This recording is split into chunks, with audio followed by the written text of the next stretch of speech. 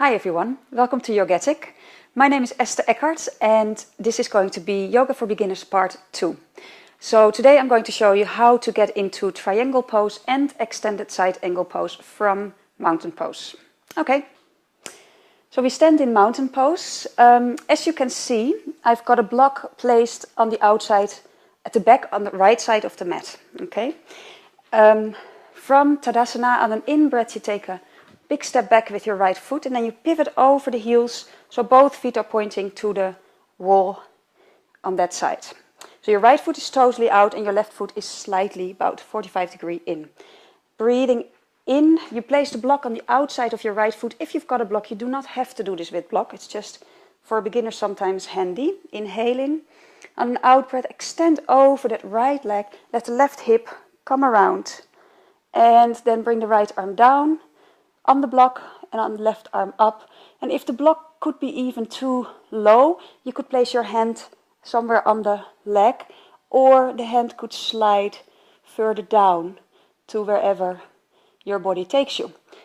If your neck is sometimes a bit painful, you can look straight ahead, or you can look up along the left arm. And I would suggest staying in this pose for about 5 breaths, building up to 15 breaths. The shoulder blades are together at the back, and you lengthen from the base of the spine to the top of the spine. On the next in-breath you come out by pressing into your feet and lengthening out through your left arm. Then you take the block with you and you switch, pivot over the heels again to change the leg to the other side.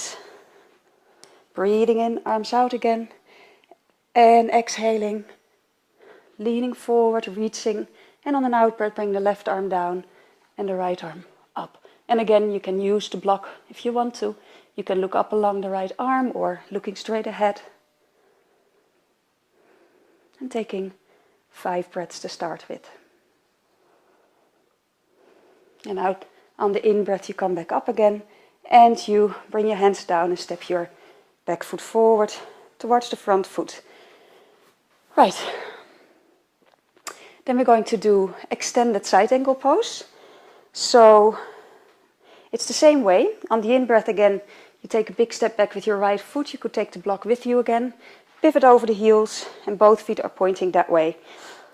Place your hands in your side to start with. Breathing in, pull up your kneecaps and your thighs. Don't overextend your legs, but they're just nice and straight. And on an out breath, you bend into that front leg. Keep your knee right over the heel, the ankle, and in line with the toes. First 2 toes, and you pull up that back leg nice and strong. Inhaling, and on an out breath you can place your hand on the block. The block is right underneath the shoulder, or your forearm on the leg like this. And then bring your left arm up. And if you're really flexible, you can also sink as far down to place your hands on the floor, or bring the block down a notch. And then you can also bring that left arm next to the face. And you can look up under the arm to the ceiling or look straight ahead again.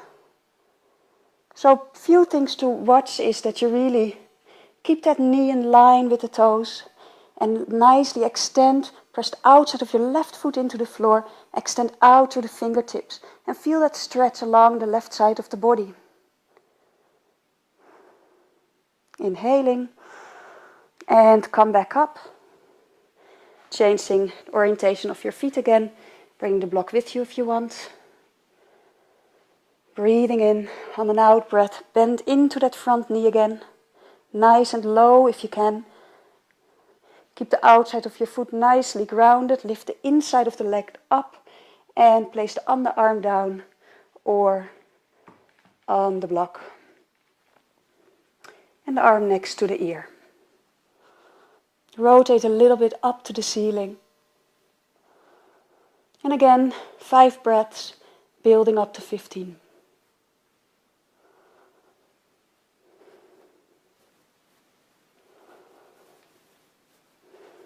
On the next in-breath, come back up. Turn to face the center of the room again and step your back foot forward. And that was it. There were 2 very beginning poses again for you to practice. Thanks for joining me and watch out for part number 3.